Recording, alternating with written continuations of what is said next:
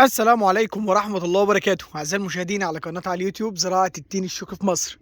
معكم رامي محمد. طبعا احنا بنصور من المزرعة اللي احنا كنا بنصور فيها من برنامج من سيزرع المليون مع البشمهندس شعبان، فقررت اعمل منها الفيديو ده ليكم.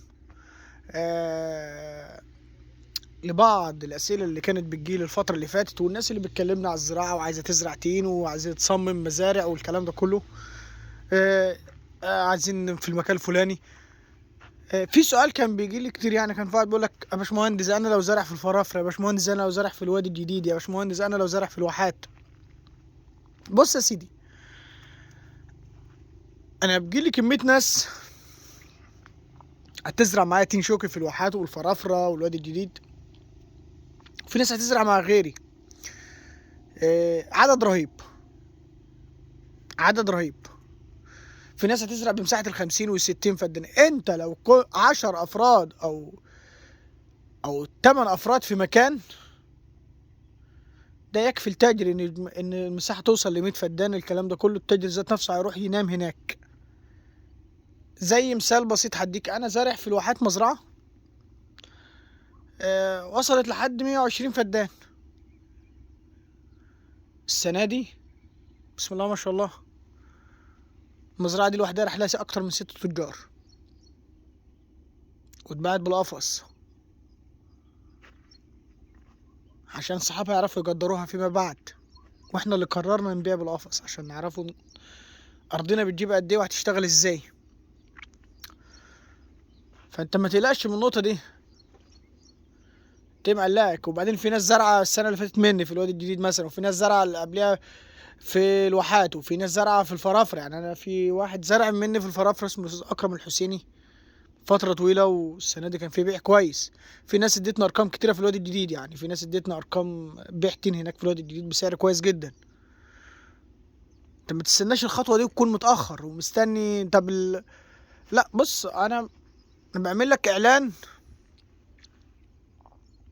هل المكان اللي انا كنت فيه ده كان يناسبه تين شوكي، او كان بتاع تين شوكي؟ 97 ما كانش بتاع تين شوكي، 98 ما كانش بتاع تين شوكي. احنا زرعنا التين الشوكي لظروفنا. مش هستنى اقول هل المكان يناسبه. لا، ده هنا ما كانش. هنا الزراعه الاول كانت بطيخ، لب بطيخ. زمان لو نفتكر الكلام ده كنت بشوف الارض كلها لب بطيخ. الارض بيقول لك مش هتنفع الا بطيخ، لب بطيخ. زمان خالص. هل في ناس ما زرعتش لب البطيخ قالت انا ماليش فيه؟ يعني اول ناس اخترعت فكره التين الشوكي قالت انا ما نعرفش يعني ايه بطيخ، انا هزرع حاجه تمشي مع المكان والطبيعه، تمشي مع الميه، تمشي مع المكان، تمشي مع الظروف، تمشي مع اي حاجه. انا هزرعها. وزرعت التين الشوكي. وفي ناس تانية زرعت برتقال، وفي ناس زرعت لب. فانت ما تربطش المكان تقول ده المكان والكلام ده كله. انا بودي تيم فين؟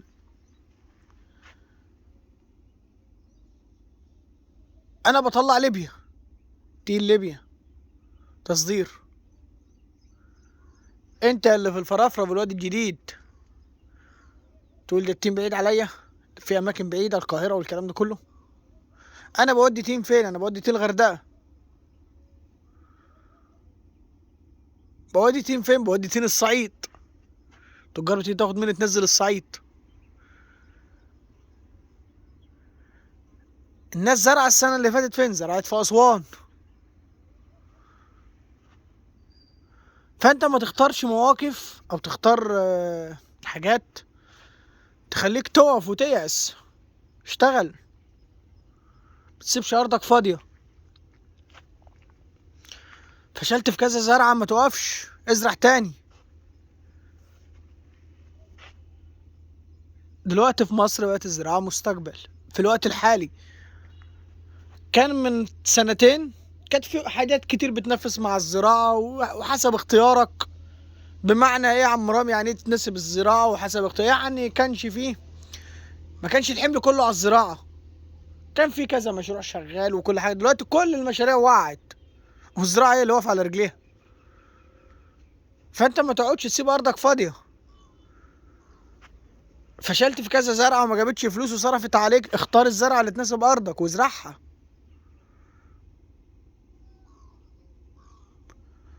فانت المكان ما يفشلكش، تقول المكان والبعد الكلام ده كله ما يفشلش. احنا بالنسبه لنا هنا 97 98 ايام ما كنا بنجيها، وكانش فيه لا عربيات ولا مواصلات ولا طرق على اعلى مستوى. والحوارات دي كان ايام الصحراء حاره، حاره بتخدم رايحه وجايه، يعني حاره يمين وحاره شمال. ما كانش بيمشي عليه عربيات، كانت الناس تخاف تمشي عليه اساسا. كنا بنقول رايحين فخر الدنيا، كانت بالنسبه لنا اخر الدنيا.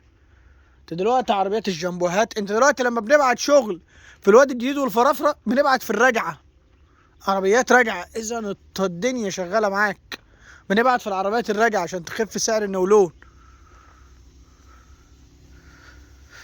كل الطرق بقت متوفره ليك. التاجر نفسه لما بلاقي كذا مزرعه ويشغله،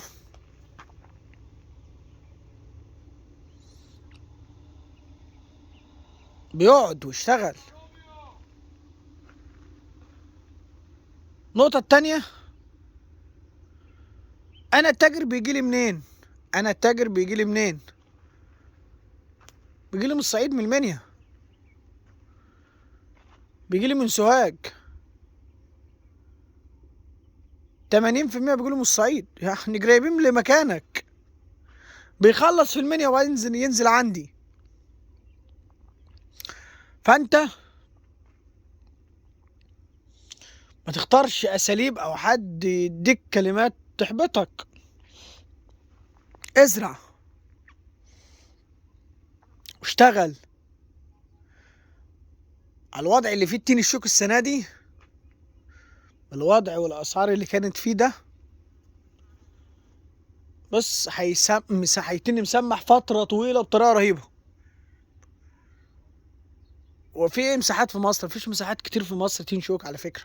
عشان عندي شوك. في واحد تاني اخترع لك سؤال بيقول لك الناس كلها بتزرع، كلنا بنمشي ورا الزرعة اللي بتكسب. كلنا بنمشي ورا الزرعة اللي بتكسب. مصر كلها كده. انت هتقول لا انا ما بمشيش ورا الزرعة اللي بتكسب، تبقى راجل غلطان. انا واحد من الناس بمشي ورا الزرعة اللي بتكسب وسهلة. تكسب وسهلة ومكاسبها معروفة، والمجازفات والكلام ده كله والمخاطر وكل ده معروف. اذا انا بمشي وراها. يا رب الفيديو ده يكون حافز ليك، يكون بداية خطوة جديدة معاك. واشتغل. انا مش خسران لك حاجة. اشتغل وازرع ارضك. ودايما مثال انا بقوله للناس، لو ما زرعتش صور ارضك وسيبها. والسلام عليكم ورحمة الله وبركاته.